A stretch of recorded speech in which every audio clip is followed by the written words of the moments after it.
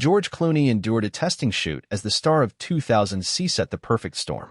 So, why did he decide to head back onto the water for the rowing film The Boys in the Boat, out December 25th? His ninth movie as director. Here's the problem. I'm 62, and I'm old, and I forget now, Clooney tells EW. I did The Perfect Storm. I should have known better.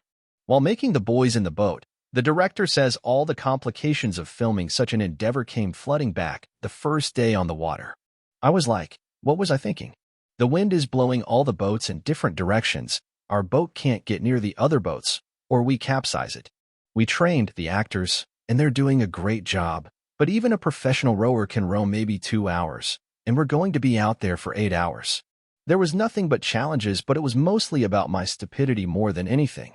The Boys in the Boat is based on Daniel James Brown's 2013 nonfiction book of the same name. The film stars Callum Turner as rower Joe Rance, who rose from humble beginnings to represent the U.S. as part of the University of Washington's men's 8 team at the 1936 Berlin Olympics. Turner explains that Rance came from an incredibly poor background. He was abandoned at 13 and completely left to fight for himself, which he did, and somehow found himself, through sheer will, at college. He joins the rowing team in order to get his tuition paid and some digs and some money to buy some food. Turner's co-stars include Joel Edgerton, who plays the team's coach, Al Ulbrichtson, a man the Australian actor describes as one of those angry guys who's on the verge of a heart attack.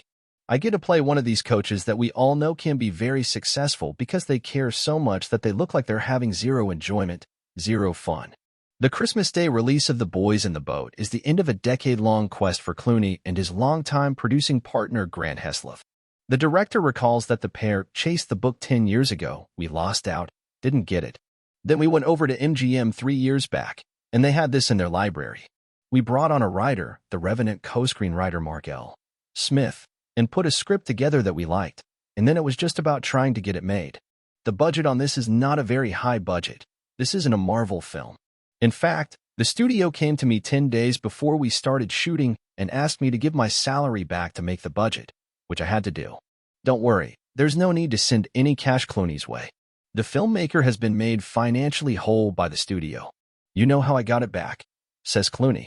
By coming in on the budget that we said we'd come in on, as opposed to what they thought we'd come in on, because they thought the water stuff was going to make us late. Yeah, I got paid back, like 2 months ago. Clooney's next movie will see him back on screen and re-teamed with his Ocean's 11 co-star Brad Pitt on an action thriller directed by Spider-Man franchise filmmaker John Watts. It's so good, says Clooney of the movie, which does not yet have a release date.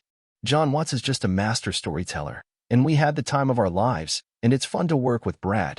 You know, I have to carry him, because he doesn't have any skill, Clooney adds, tongue firmly inside cheek, but he's pretty, he's good-looking, so there's that, I suppose. And then, I'm going to do a movie with Noah Baumbach, starting in a couple of months, so I'm excited about that. I play an aging movie star. How does that go for you?